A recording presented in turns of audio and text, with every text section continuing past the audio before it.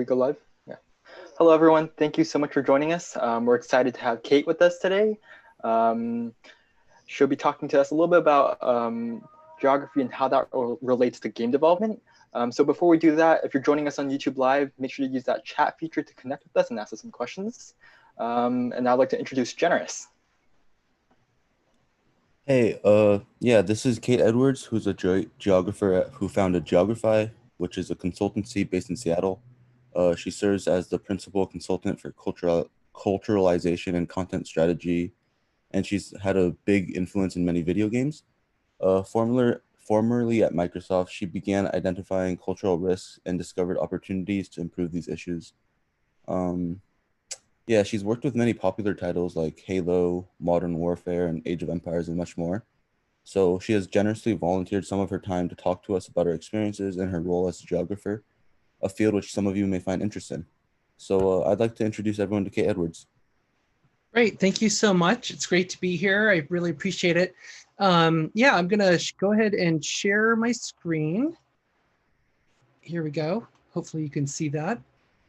So yeah, so I will just dive right in here. So yeah, thank you again for inviting me. It's always an honor to be able to share this topic with people. I know for some, when they hear about, geographer working in video games, what the heck?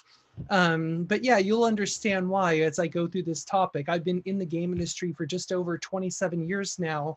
And like Generous was saying, I've worked on a lot of titles you've probably heard of, besides the ones he mentioned, like what else? Rise of the Tomb Raider and all the BioWare games, Mass Effect, Dragon Age, all that kind of stuff.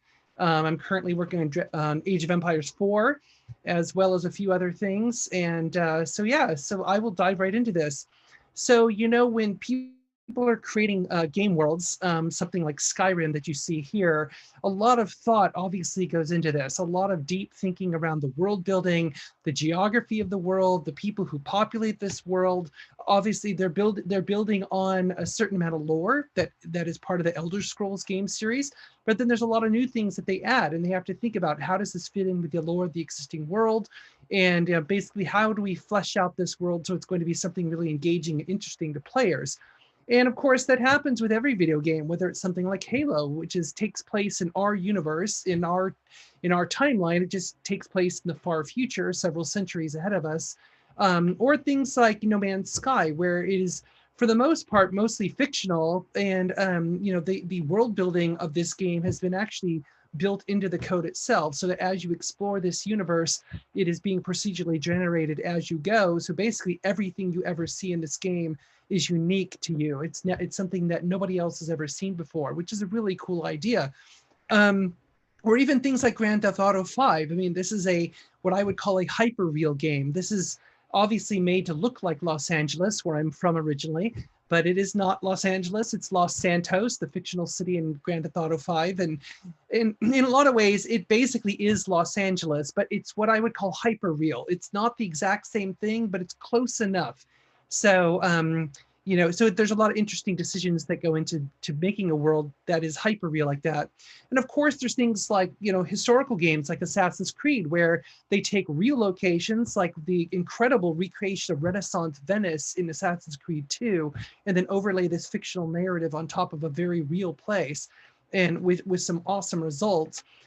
Even games like Minecraft. I mean, essentially, Minecraft is all about world building. That is what you were taught in Minecraft, about how to manage resources, how to build, how to destroy, and a lot of other things go on in Minecraft. But it's fascinating that the world building is pretty much the primary activity of this game.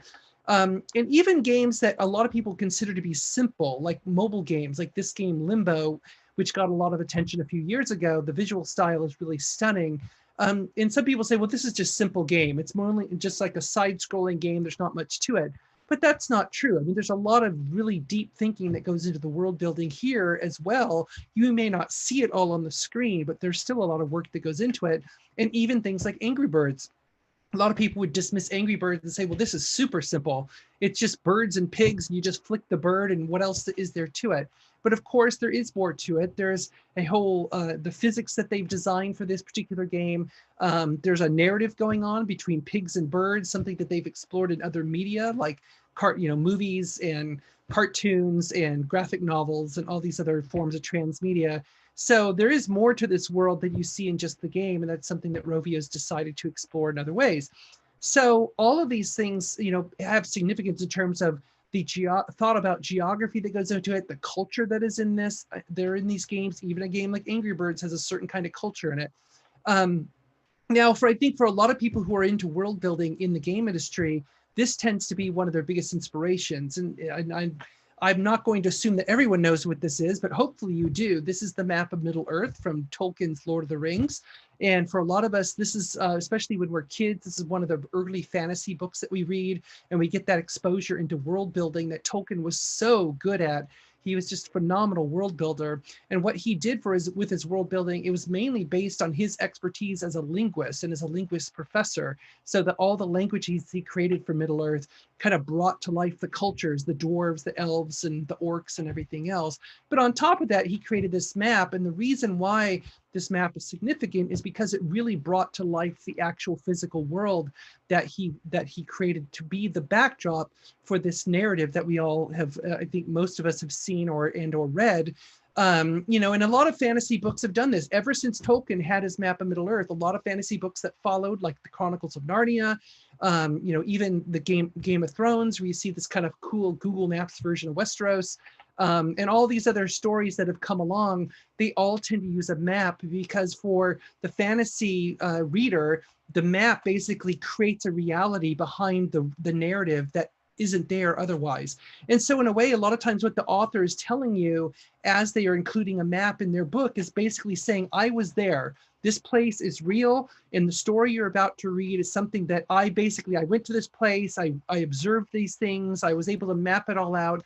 Because actually maps bring a certain level of authenticity to the experience, because in the real world that we inhabit, when we look at a map, we usually assume that that means ground truth, that the map is showing us the way reality really is. And as you'll see later in a couple of examples, that's not always the case, even in real world cartography. But the point here is that when in the world building process, maps and other things like that come from geography serve a huge role in helping the player or the viewer understand that world and really get more immersed into it. So why is this important? Well, the global game industry revenue is increasing ever so fast. This is numbers from last year, but the proportions remain even higher today, a year later, for like the Asia Pacific market and for the MENA region in Latin America, in terms of the percentage of how many people in those markets make up the game industry revenue. So in other words, what's happening is that the traditional markets of like North America or Western Europe are not quite as big of a market as they used to be, because they're saturated. There's a lot of players there and they get inundated with tons of different games. Whereas in these other markets, especially emerging markets out there in the world, they're seeing incredible growth rates in terms of year-over-year growth. So like in places like India or Kenya or Nigeria, they're seeing like 20% or more growth rate in their game consumption year over year. So what that is telling us is that the growth of the industry and the growth of this medium is global. It's not just in the traditional markets. And yet when I go through all my travels, when there's not a pandemic, I meet a lot of developers who still want to make their games for the United States, for Canada, for the UK, for France, when they're not realizing that there's a tremendous amount of opportunity in these markets out there in the rest of the world. However, that being said, it can be a little more challenging. So I think a lot of us understand what localization is, where we basically adapt text content and we translate it into other languages. And this has always been important in all kinds of digital products, and it will always be important. But more companies that I've been working with over the years are getting more tuned to the idea that it's not just about translating the language. You actually have to design your game or design your app or whatever it might be. You have to think about that international audience, the different date formats, the different calendar systems, and all these other things that are not just, you can't just take it for granted that everybody does it the same way, because they don't. And so that's where culturalization comes in, is designing your content for that local expectation, and then you're kind of thinking beyond just the language. And so I'll give you a couple examples of the difference. So localization. So this is a Kit Kat candy bar, which I'm sure most of us are familiar with. And this is the two different versions of the same flavor. So this is a strawberry Kit Kat bar. And the top one is from Canada. You can see it's labeled in English and French. And the bottom one is from Japan, and it's in Japanese, as you would expect. And so that's essentially what localization is. The product is pretty much exactly the same, but the wrapper, the language is different. However, in Japan, they've taken this to a completely different level. So in Japan, the Kit Kat candy bar has been turned into a cultural phenomenon unlike anywhere else in the world. And so the candy bar has essentially been culturalized in a way that hasn't happened anywhere else. And there's a couple reasons why that happened. First of all, the name Kit Kat is very close to the Japanese phrase kitukatsu, which is a kind of this very kind of positive, victorious phrase used in Japan. And so they were just lucky enough that their candy bar name is close to kitukatsu. So they were able to play off that to a certain level of marketing success. The other part that they leveraged is the fact that in Japan, as I think a lot of us may realize, is that Japan, part of the cultural values is that it's a collector culture. People like to collect things. So it shouldn't be a surprise that games like Pokemon came out of Japan, where, you know, you got to catch them all kind of thing, because that's just something that people enjoy doing in Japan. And of course, a lot of people around the world enjoy doing it too, because they love Pokemon. So you can actually, oops, sorry, there was a missing image there. Anyway, there's actually a map you can get that shows where you can travel around in Japan and actually get different flavors, because they regionalize the flavors so that you can't get all the flavors everywhere in Japan. You actually have to travel to that region to get certain special flavors. And this has been extremely successful in Japan, but only in Japan. So it's a unique example of how culturalization happened for the candy bar. Sal, there's a couple kinds of culturalization typically that I have to deal with. Most of the clients I work with, they are asking me to do reactive culturalization. That means I'm looking for things that are going to be a problem in the game or a problem in whatever content I'm working on. So we're looking for things that are going to disrupt the user experience. Whereas proactive culturalization is trying to find ways to enhance the experience for a specific market. So let me give you a couple examples. So this was the game Fallout 3, which came out, I don't know, about 10 years ago. And what you're seeing here is a two-headed Brahmin bull. And this is the reason why this game did not sell in India, because the Brahmin bull is sacred to the Hindu faith. And in India, they actually have laws that protect Brahmin bulls from being harmed. And so there was enough concern that those laws might apply to a digital version of the Brahmin bull, especially one like this, which is mutated and it's radioactive, and you know it's not a good representation of a Brahmin bull. So we went back to the developer and said, why don't you try a different animal? Like they could have used my poorly photoshopped two-headed horse. A horse would have been totally fine for the Indian market. There's a lot of animals that would have been fine, but they decided to go with the Brahmin bull, and they decided not to make the fix because at the time they felt that the Indian market was not necessarily big enough to justify the change, which is that's a big disappointment. So because of this one issue, this is why Fallout 3 did not sell in India. Conversely, Marvel partnered with a studio in India to create this culturalized version of Spider-Man, which the initial reception of this was very positive. People said, hey, this is really cool. It's really nice that you would adapt this character to our market.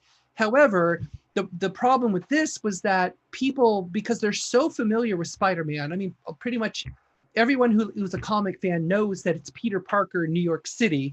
Okay, there's another image lost. So everyone knows it's Peter Parker in New York City. So anyway, because of that, this is why it wasn't super popular. Eventually, it was discontinued because what they really wanted in India, they wanted a localized version of the existing comic books, because India has many, many languages that you could localize into. So this is an example where they had good intentions and they tried, but ultimately what the market wanted was localization, not culturalization. Now there's degrees of culturalization that we work with when we're trying to adapt content to different markets. The first level is what I talked about, reactive culturalization, where you're trying to make sure there's nothing in there that's going to be a problem. The second level is the localization, like the translation I mentioned, and internationalization, which is using like world ready code, making sure you account for all the date formats used around the world, things like that. And the third level is the proactive culturalization.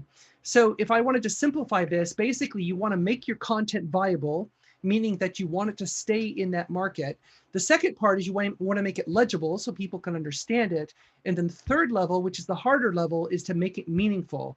How do you make your content actually relevant to people in that region and in that specific culture? And that is not an easy thing to do, but it's something that we should strive to do.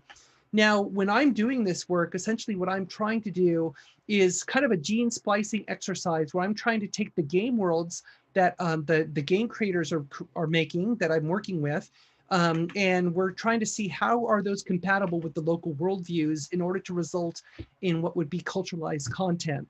And so I basically work in this zone where content assets like images, characters, environments, anything you can imagine that's part of the content, it's either going to be compatible or incompatible with between the game world and the local worldview. And it's my job to navigate this and help the developer make the right decisions in order for more people out there in the world to enjoy their game.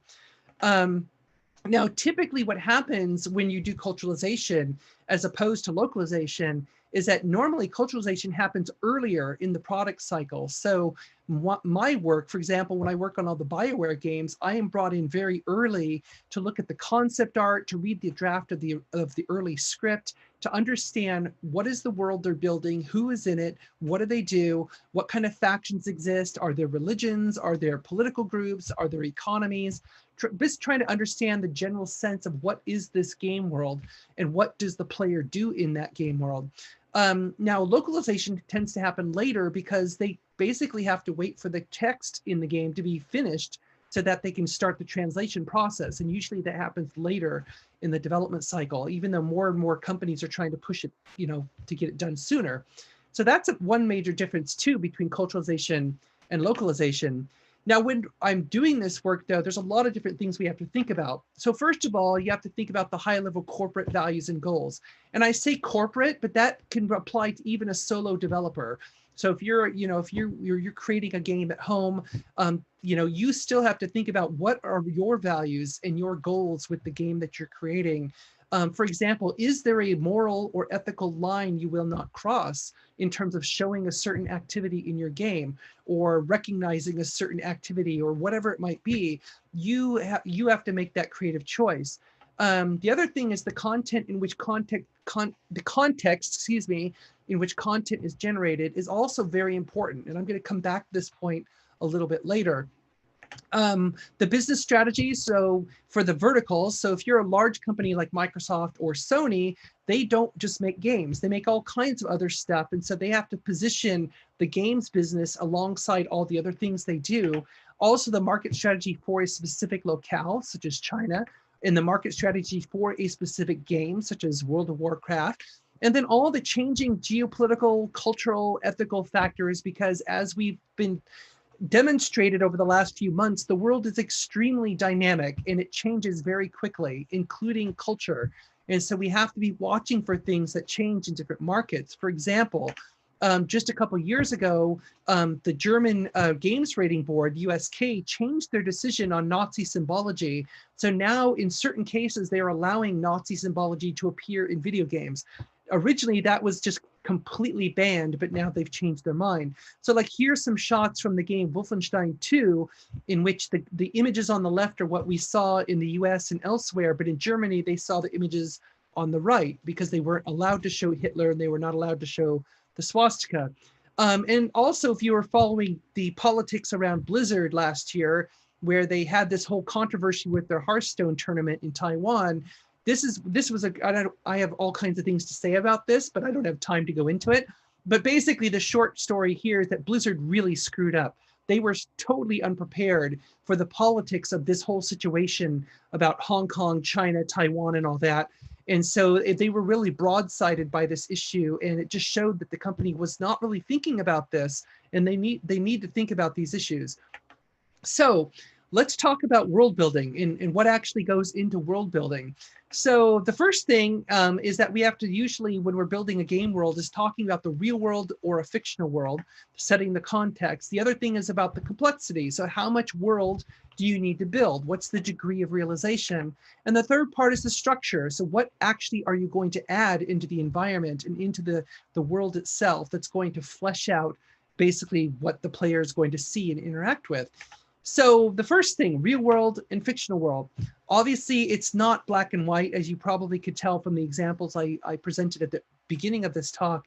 It's really a broad spectrum between those two things. And like I said, something like Grand Theft Auto 5, which I called hyperreal, is very close to the real world, but it's not the real world. Whereas something like Skyrim or the Elder Scrolls series is completely fictional. It has nothing to do with our universe at all. And so there's different rule sets that you can follow. If you're doing something in the real world, you have to think about things about real places, real history, real cultures, and how you're portraying them in your game. And so there's different rule sets depending on what the context of your game is. And the other thing I want to make clear is when I use the term realization, I'm not talking about realism. Realism is like, how do we make the game look photorealistic? Like that beautiful shot of Grand Theft Auto 5 I showed earlier, that's very realistic, but that's not what I'm talking about. When I say realization, what I'm talking about is the creation of the world in terms of how much world do you need to build. Now, how do you determine that? Well, it's really at its core is you have to think about what are the narrative goals for your game? What kind of story are you trying to tell? And then what is the experience goals? What is the player actually going to do in the environment you're creating? And so those two things together basically form the foundation of what are the realization goals. That is kind of your guiding light that helps you understand that these two things together is what's going to help me understand how much world I actually need to create. Now, when we're actually creating those worlds, there are a few tools that we can leverage, all of which, well, many of these come from geography, actually. Well, I'll point out some of them. So I'm going to explain all of these. So cultural evidence, logical consistency, topology, and thematic layers. So I'm going to go into these briefly. So cultural evidence, what I mean by that is basically, if you remember that chart about the production cycle where culturalization happens early, well, as you go into the main production phase, what happens is that the artists and the writers and all the other fantastic creative people, they kind of go into heads down creation mode, and they're just creating stuff every day, generating all kinds of amazing things. What happens during this phase is what we call backfilling the game with additional random content. So when you have a script that dictates the narrative and you've got basically a specification for the kind of world you need in order to tell the narrative, somebody has to actually create that world and build out every little detail, every building, every little barrel or box in the corner, every banner that's flying, every symbol that you're going to see. All of that stuff has to be created. And so, during that process of backfilling and creating all of these things, that's often where I've seen a lot of problems happen, because people are just so in an intense creation mode. And a lot of times they don't stop to think about what they're actually creating. So there's a couple of key pieces of advice during this phase is, first of all, you can't be lazy when you create. You always have to create with a purpose. And you'll see a couple of examples in just a minute. And also, somebody has to ask those hard, challenging questions every once in a while. So if you see a character that was created and you say, well, I don't know if that looks, it doesn't look correct to me, it looks like it could be problematic. Maybe you think the artist is using a stereotype of a certain gender or culture or whatever. It's right to bring that up, and it's okay to ask that question. You're not doing it as an accusation. You're doing it as curiosity. So what's the inspiration for that character? Where did you get the idea for that symbol? It's important to ask those questions, because if you don't ask the questions, it could become a problem later on. So for example, when I worked on Jade Empire, one of the BioWare games, you can see here that there's this hallway with these glowing things on the side. Well, what was really going on here is that these were prayer wheels from Tibetan Buddhism, and this is what they looked like originally. Well, this universe in Jade Empire, it has nothing to do with our reality, and so there's no reason for an actual real-world object like a Tibetan prayer wheel to be in this environment. And so you can see what they decided to do, because we were very short on time. Rather than they basically just decided to reskin the cylinders with this glowing blue stuff to make it look sort of magical, to sort of hide the pattern on the prayer wheel. So that was a quick solution, because there was no time really to fix this. Now, logical consistency. This is something that's really important to world building, because players, when they're playing a game, no matter if it's a fantasy game or sci-fi or real world game, there are certain logical rules that exist. So like the physics we expect physics to act pretty much the same unless there's a clear narrative reason for them not to work that way. Like if your character's out in space, then obviously there's no gravity and you're kind of floating around. But if you're on a certain kind of planet or whatever, you have to decide, you know, is the gravity the same as Earth? Is it greater? Is it lighter? I mean, just that one decision alone is going to change a lot of things and a lot of the ways that things work on the world that you just built. So players expect logical rules to exist because that also reinforces that sense of reality to the world that you just created. So we don't want to see there should not be a contradiction between the narrative intent and the content that you add into the world to fill out the space. So for example, in this you see here that this is a game called Cameo that I worked on a while back. And this is also a completely fictional universe. And the artist was tasked with creating a grave marker. And so you can see on the side of the road, what they did is they put wooden crosses on the side of the road. And you might ask, well, as I did, I'm like, so what are those supposed to mean? And of course, I knew what they were supposed to mean, but I was kind of challenging the artist. And they said, well, they're grave markers. And I said, well, that's interesting because in this universe, there's no Christianity. So why would they use a wooden cross as a grave marker in this universe? And this is a good example of lazy creativity. They basically used a wooden cross because it was the easy thing to do. And they didn't really think about the fact that in this universe, there's no reason for it to be there. So that's not logically consistent with that world. And so they basically had to come up with a different symbol to mark what a grave would look like in this universe, that's the creative part of their job. That's what they should have done in the first place. Now, topology is an interesting concept because, and this is something we also use, just like logical consistency is a concept that comes out of geography, and we apply it to spatial data sets. Topology is another thing that also comes from geography. And what it is, it's not topography, which is about like elevation and distance. Topology is about connectivity. So how and why things are related, not the where and how far. So this can apply to anything that's in your game or in your app or whatever. So like, for example, right now, there is a topological relationship between me and you because I'm the speaker and you're the audience. That is an instant topological relationship. And there could be all other kinds of relationships, you know, that we get out of that in terms of the topology. So when we're working on games or working in content, topology can be a fantastic tool to kind of building out your universe in a way without actually having to build the universe or build like an entirely new level to explain something. And let me show you how. So when I worked on the original Halo games, this was an example in the first Halo, in Halo Combat Evolved. The game was, you know, as with most first-person shooters, it's very linear. You're basically just running and shooting. Of course, this had a fantastic and beautiful environment to explore as well. But one of the cool things that they did in this game, because it is intended to be primarily just a shooter where you're just kind of on a linear path, they added these little things called terminals in the environment. And if you happen to find one, if you had a chance to explore the environment and you find a terminal, if you interact with it, up would pop a little pop-up window, which would have text, and the text content would explain more about the backstory of this world that you're on and the nature of the Forerunners, who are the alien beings who actually created the Halo rings.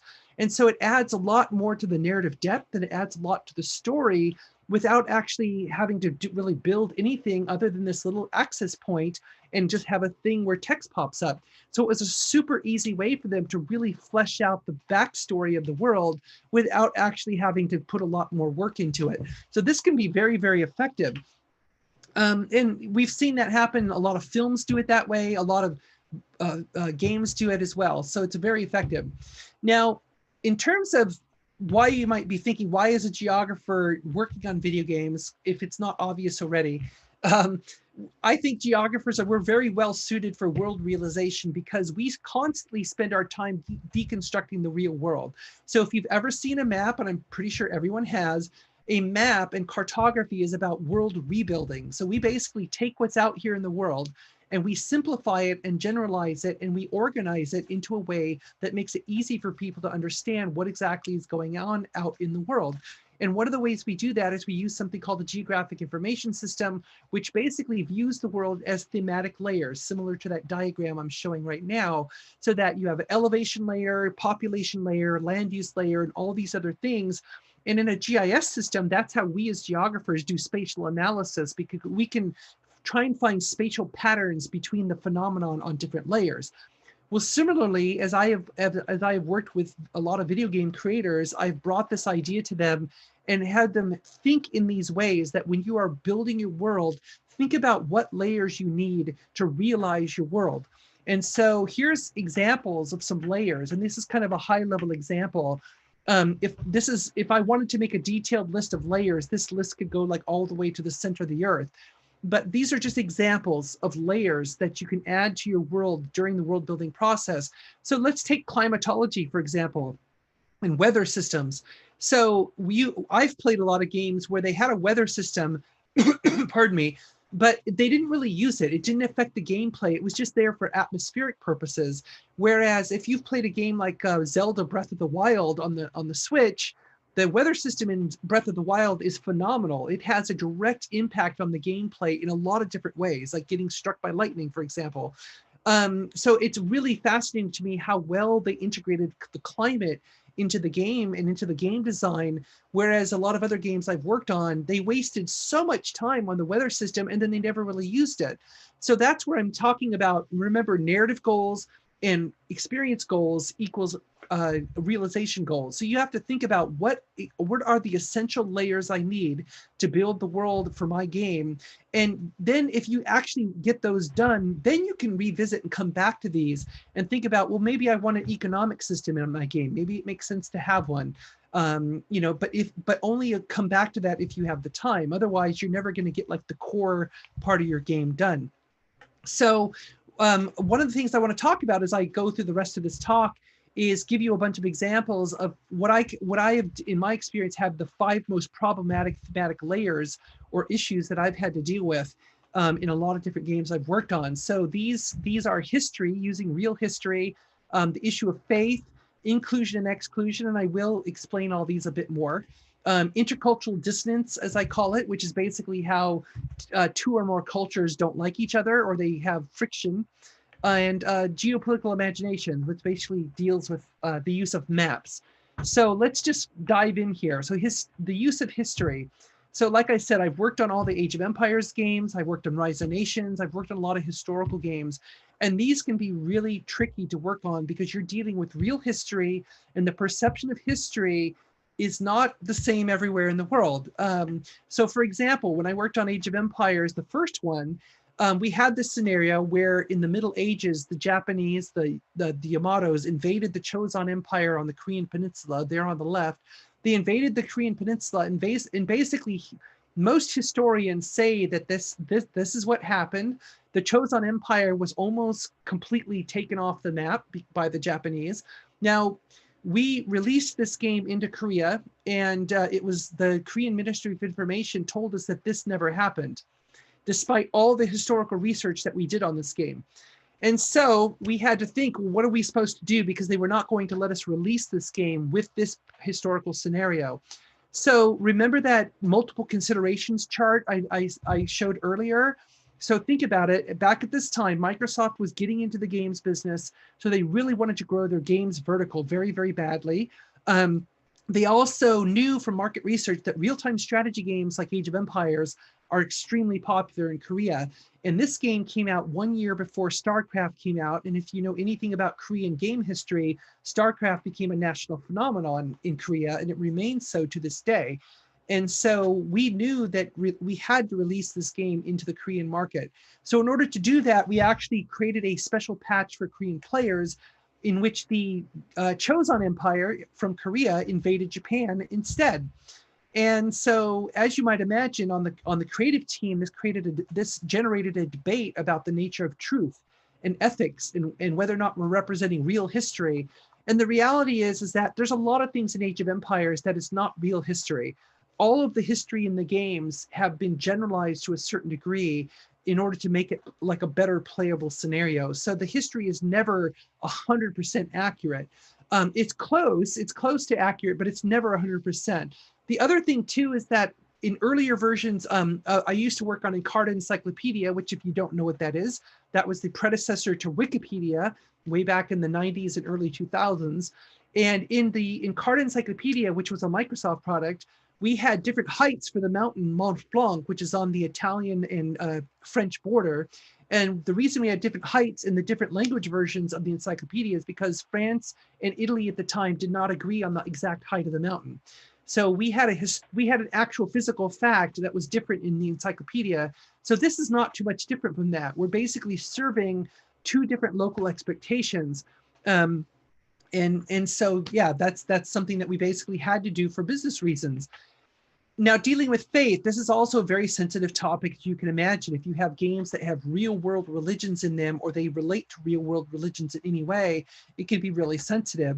So for example, in Resistance Fall of Man, the game got into trouble because they took the Manchester Cathedral in the UK and they recreated it in the game. But the problem is that they also took the action into the church and they destroyed most of the church during the game. And the Church of England did not like this. They were not amused. And so basically what ended up happening is Sony and the church came to some kind of agreement, and the church has what they now call sacred digital guidelines, so that if you want to use any Church of England facility in a game or anything else, you have to get their approval. And I can guarantee you, if you're planning to destroy the facility, then they're not going to approve it. Other things like Hitman, this is similar in the game Hitman, where they took the action into the most sacred place of the Sikh faith in the Golden Temple in Amritsar, India, and they had the main character shooting Sikhs in their most sacred place.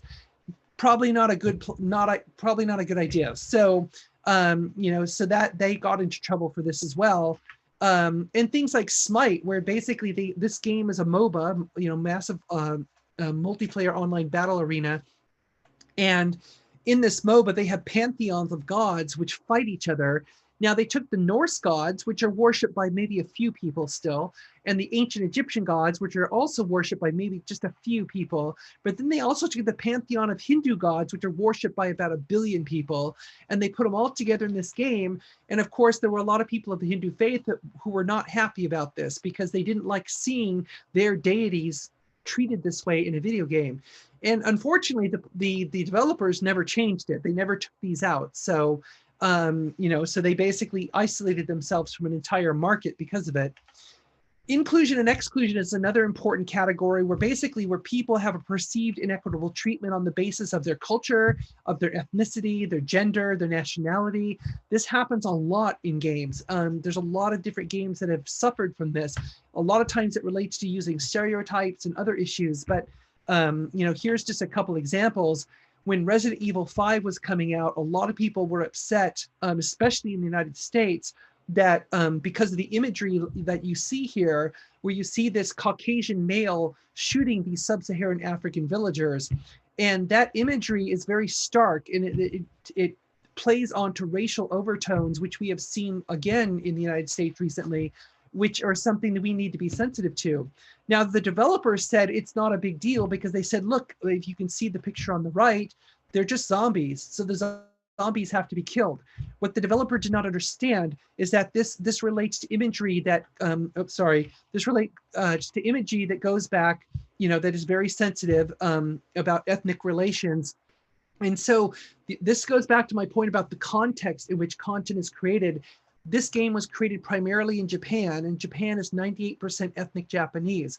So do you expect the Japanese to understand the racial tension that exists when they see an image like this? And the answer is probably not, because they don't have the cultural context for understanding this kind of issue. Now, should they have done their research? Absolutely. So I'm not excusing their behavior, but I am saying that we have to be careful of quick judgment, because everybody around the world, the context in which they're creating their game does matter, because all of us come from a different cultural context, no matter what. Even here in the United States where I'm based, I grew up in Los Angeles and I've lived in Seattle. So I've lived on the West Coast of the US all my life. And the way people on the West Coast think is different from people in the South of the US and also in the East of the US. We don't all think the same. So as you could probably tell from the incredible cluster fun going on with the COVID virus right now, but I will skip that topic for now. Anyway, games like Pocket God, you can see here what this game is basically where you acted like a god and you were torturing these indigenous people on their island. And so you can see they used a very antiquated and considered offensive depiction of indigenous people, where they have the bone in the hair and the grass skirt, and they kind of look like little animals with sharp, pointy teeth. And yeah, you torture them, you make the volcano explode on them, and all these other things. Now, the developers said this is it got some pushback from Polynesian groups who were upset about this. And the developer said, well, it's not a big deal. It's not a specific culture. It's complete fiction. But is it? That object right there on the right side of the island is a moai. The moai exist only in one place in the world, which is Easter Island. So the fact that they use that cultural artifact instantly made this a specific culture.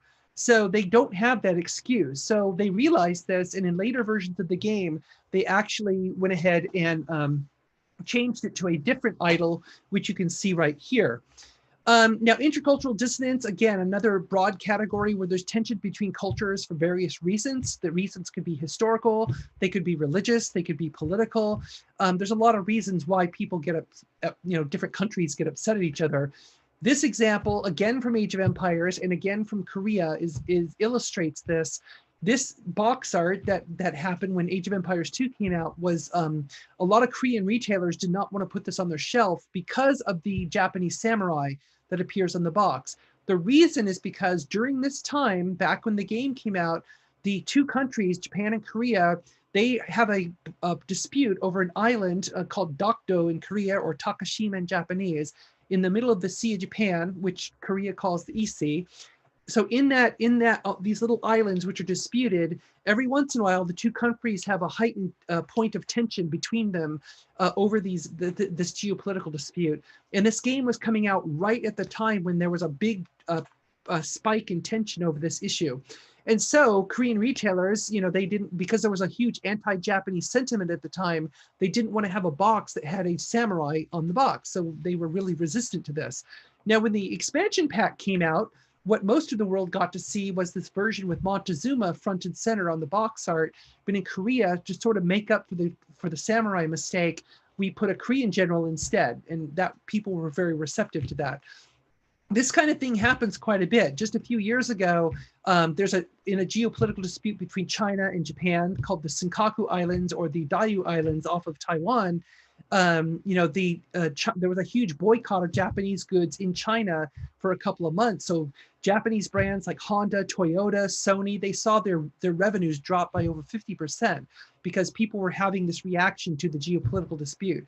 So this is basically, the game was caught in a geopolitical crossfire that had nothing to do with the game itself. Other things that could be sensitive to are gestures. So like you can see, these gestures being shown in the game Dance Central, like the one gesture he's doing here is not too dissimilar to this gesture, which is the same as the middle finger. And what she's doing over here, this gesture, which is usually associated with rock on, so it's kind of a very popular gesture in rock and roll. Like in Italy, it means I'm sleeping with your wife. So you have to be extremely careful about gestures because they are so culturally specific. I gave a lecture at Facebook headquarters just a few years ago where I pointed out to them that the thumbs up symbol, for example, is also the same as the middle finger in some countries. So maybe that's appropriate. I don't know.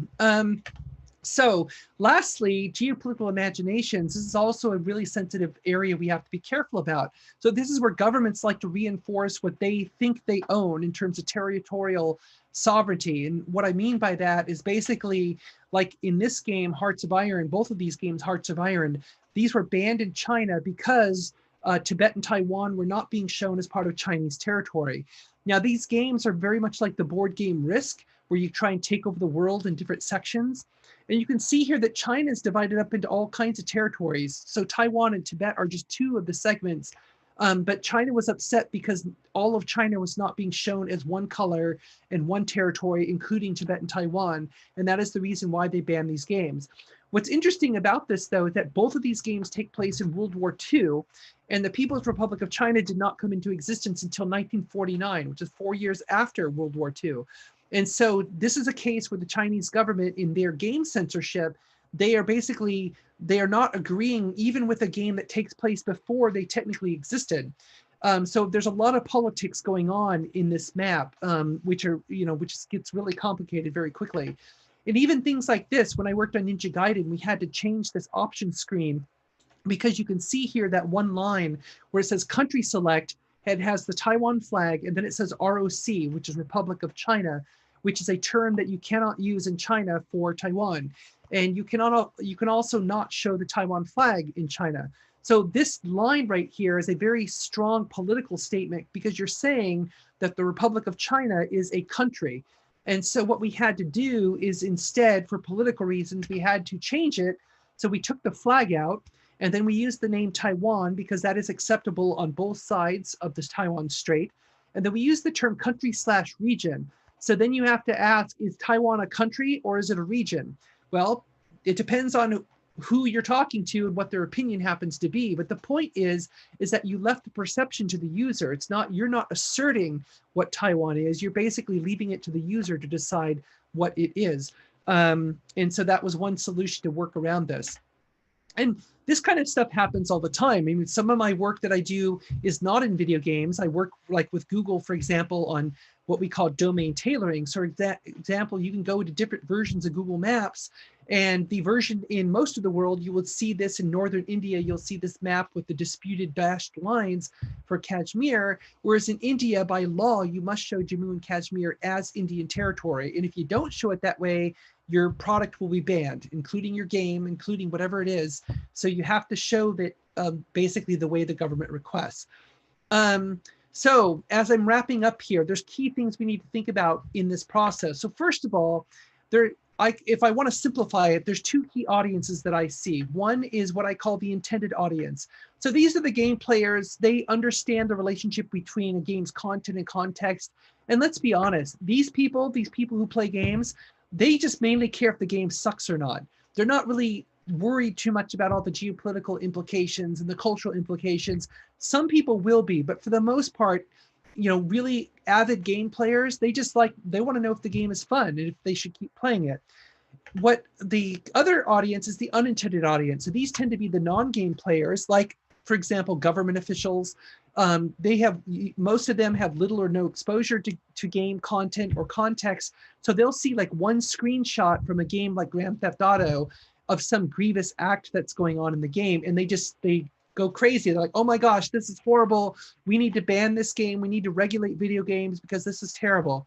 So when I'm talking about culturalization work, a lot of the work that I do, the proactive work is designed to make a better experience for those who are already playing the games. The reactive work is mainly to stop those who want to basically knee-jerk react to something they see and not give them something to react to. So that's kind of a generalization of how proactive and reactive culturalization work. Also, the last couple points I want to make, which are really important. Distribution today is all, of course, in the content cloud. We don't really do as much physical product anymore. Everything is just out there all of a sudden. So you have that instant exposure, you know, to a broad multicultural audience all around the world. So basically what I'm saying is that you don't have much chance anymore to take it back. Once it's out there forever. People have screenshotted it. Websites have been cached. I mean, it's there. And so you have to try and get it right from the start. The reason you want to get it right is because we have this community now on social media where if you got something right and they like it, they'll let you know, and you get that huge outpouring of love. And if you did something wrong and they don't like it, you get this huge outpouring of hate and vitriol and anger and harassment.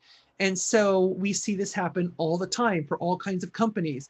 And so is this the kind of thing that you want to deal with simply because you did not think about some of these issues a little more deeply during your creation process? And finally, the other thing is really important is one of the underlying things going on with this issue about culturalization is governments trying to decide who gets to define their local narrative. You know, so they are competing for public mindshare and competing for the attention of their citizens. This is the reason why the Great Firewall of China exists, to kind of quote, protect their citizens from external influence. Russia just did the same thing last year. They implemented what they call the sovereign internet law. So now Russia is also going to have sort of this walled off internet, which is basically, you know, it's not a good trend. This is not the kind of thing that leads to open-mindedness and consideration of other viewpoints. And finally, because I get a lot of people who ask me this question when I talk about this topic, they're saying, what if I want to just create whatever I want to create? My advice to you is do exactly that. I think you should create exercise your creative vision. Should be allowed to create anything you want, no matter how offensive it might be. But you cannot expect your creative vision to align with different cultures around the world. And so we have to be extremely conscious of the relationship between our creative decisions in the world building process and what the potential outcome and consequences might be of those decisions. Most people I know who work in the game industry live somewhere on this, what I call the fulcrum of compromise, because they want to have pure artistic freedom and make anything they want, but they also want to make a living off this. They want to make money. They want to maximize the revenue off the game they just created. And those are basically not always in alignment. To have maximum artistic freedom doesn't always mean you can maximize your revenue. So basically what I'm saying is that in order to do both, you have to kind of walk that fine line between pushing your creative vision as far as you can, but being mindful of the fact that it's not going to be compatible all around the world, especially if you're interested in making money off the game that you just created and make a living off this. You have to really take these things into consideration. Now, if you want to just create art for the sake of art, you don't care about money, then basically anything I've talked about for the last hour doesn't really matter, because go forth and create, do whatever you want. But most of us, I think, who are in this work, we do it because not just because we want to have a living off it and pay our bills, because we love it. We love the medium. We also don't want games to have a bad reputation by just creating stuff that's controversy for controversy's sake, which some games, as we know, has done. So, so there you go. I think we have some time for questions, perhaps. Yeah, there's a question from YouTube Live.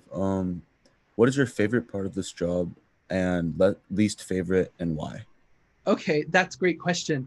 My absolute favorite part is, which may be evident, I don't know, but I love the chance I get to work with amazing creative people. The game industry is a phenomenal place with so much creativity going on. I'm not saying other creative media doesn't either. Film and all these other forms are great too, but I just love the energy in the game industry. I love that for the most part, especially in the indie developer community, there's this great cooperative spirit where people tend to collaborate and help each other out. They don't really see themselves necessarily as competitors. And even, frankly, I know I have tons of friends who are at Microsoft and Sony and Nintendo. And, as much as people may think that these companies, I mean, sure, at the company corporate level, yeah, of course they're competing for players, but on the industry side of it, for the people who are actually doing the work, we're not competing with each other necessarily. And maybe it's a fun spirited competition, but we like each other. We like seeing each other at events when there's not a pandemic, and we like hanging out with each other and talking shop. The part I don't like about my job is when I see really good creative people making really poor decisions, and when I'm just like, I'm like, why did you go down this path? I just don't understand how you got to that, kind of went down that level of thinking. So at the same time, I'm glad I'm there to kind of help them, especially if it's a culturalization related issue. But that it aches me. So it is aching sometimes to see people kind of, who are so good at what they do, but then they make a decision that you're kind of cringing, like, oh, don't do that. You just took something that would have been fantastic, and now you've made it like really controversial for no reason. So please, let's try and walk that back. I had a personal question about the last stuff you shared. You mentioned like exposure in the content cloud. Are there moments of this that are memorable to you, like whether they're strongly positive or negative? Yes. So basically, there's a lot of games I've worked on where, well, of course, I mean, the positive is easy because I've worked on a lot of games that have gotten tremendously positive reviews.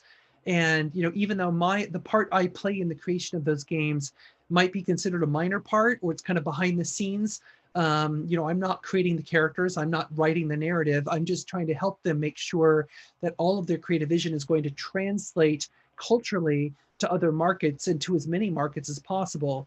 But I still am very excited for their success, so like when I worked on something like Rise of the Tomb Raider, which is it was a really fun game to work on for all kinds of reasons. And then so when it got good reviews and it was positively received, and I see people playing it at events like PAX or at Comic-Con events or something, I love that. I love seeing that.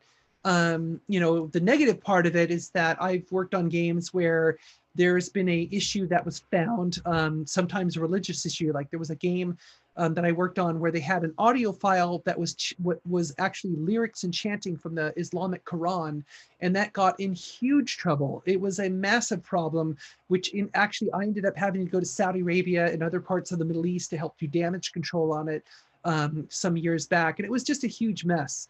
And there was the only reason it happened. The only reason is because somebody did not ask what are the lyrics in this audio file. What they said is like, oh, this sounds cool, so let's use it. And nobody actually checked. And that was really unfortunate because that led to the game being actually pulled from the global market after about 3 months on the shelves, and then it was never released again. So yeah, so it has its downside too. Next, what has been your favorite game to work on? Oh, that's so hard.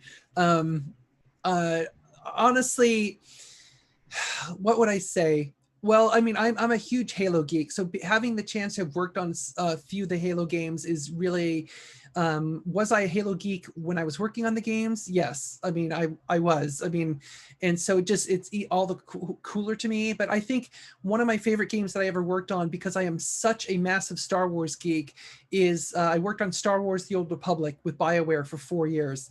As one of the other, you know, one of the many BioWare titles I've worked on, and just to be able to work on something with an IP that I love so much, and to work on a game that I personally think is super cool, with a tremendous amount of world building that was going on.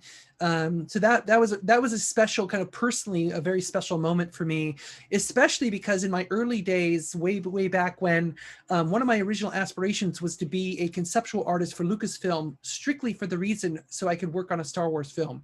I never got to do that, but I got to work on a Star Wars game, and that was good enough for me. For those who are interested in a career in this field, what kind of education do you need?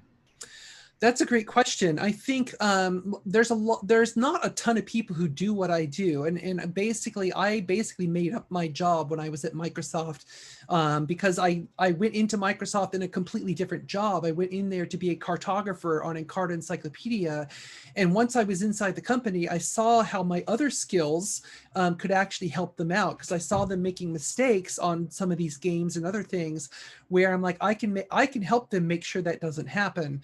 And so I wrote a proposal and basically shopped it around to several VPs until I got approval, and the approval to create an internal team at Microsoft that dealt specifically with this kind of work.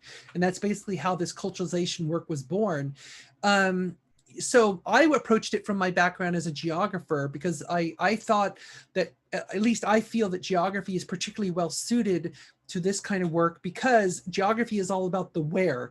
So when in business, because they form their strategies market to market, region to region, I thought that my thought process and the way that I approach things as a geographer fits really well with their view of the world, kind of looking at the world as markets and regions and sales regions and all that kind of stuff.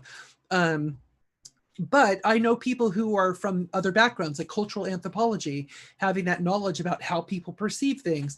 There's also people who come from psychology who work in user experience, and some of the user experience field, which is a very big field today and growing all the more, backgrounds in sociology, psychology, cultural anthropology, all of these backgrounds are useful because it gives you that foundation for understanding how people think, how people interact with each other, how social systems work, how cultures work, things like that. And so what I'm saying is I think you do need to have some kind of academic foundation for how you frame these things as you approach them. Trying to, like, if you went and got like a game design degree, for example, and then decided to do this, I don't think that would be quite as effective, because I think you need the social science background first. But then on top of that, you do need to understand the language of game developers. And I've been around them for so long that I feel I can communicate with all kinds of people in the industry really well because I know their language, but it takes time to understand that. So even if you were to pursue a social science background, I recommend that you talk to people, for example, who work in the localization field. There's people who do like localization project management. They're not necessarily the translators, but they're the people who are basically in that space dealing with how the product is going to be adapted to other cultures, or at least to other languages. And so kind of hanging out with those people, there's a lot of online communities out there that you could join right now and ask questions of these people. So I would recommend doing that, and just kind of, especially, even if you check out LinkedIn and find people on LinkedIn who maybe you want to talk to, maybe find a mentor, somebody who can kind of talk you through what they do, and just try and understand better what their job is like. And they might also be able to point you to a good kind of career path. Because my point being, there isn't one career path for this, really. It's really kind of fragmented, and maybe someday there will be, but right now it's kind of, we're all forging our own way. And I think our last question, besides video games, what other products or content are you passionate about in the field? A lot of other things. Like I mentioned with the Google Maps example, I would say about 25% of my work, maybe a third of my work at times, has nothing to do with games. It has to do with digital cartography, representation, dealing in the VR and AR space in terms of spatial representation, and kind of exploring all that area, which is great, because that's kind of near and dear to me. Because before I went into Microsoft way back when, as I did that coming out of grad school, my master's thesis in grad school was about using AR and VR for cartography. That was way back in 1991, when AR and VR were basically crap. They didn't really work. And so I'm really excited, because now they do. I mean, I love my Oculus Quest. It's kind of the dream device we thought about 30 years ago. But AR is not quite there yet, but it's coming along slowly, but it's going to get there. So I'm really fascinated with where all that technology is going to go.